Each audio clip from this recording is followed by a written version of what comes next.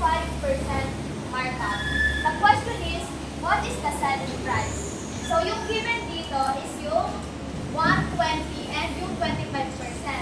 So, katulad ng lalagay natin yung original price which is 120 and ita-times natin sa 0.25 and yung sagot is 30. Paki-check po sa calculator nyo, guys.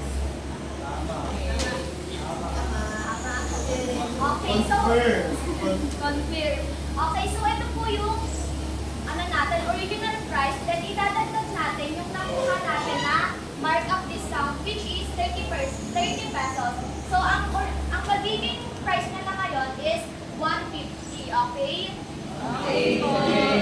Okay, so number 2 naman, number 6 tayo, guys. Sabi, a pair of shoes originally priced at 2,500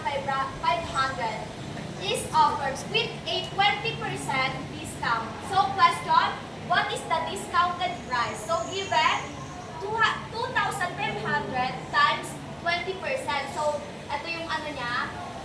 Pag i-check sa calcul, guys, 2,500 times 0.20.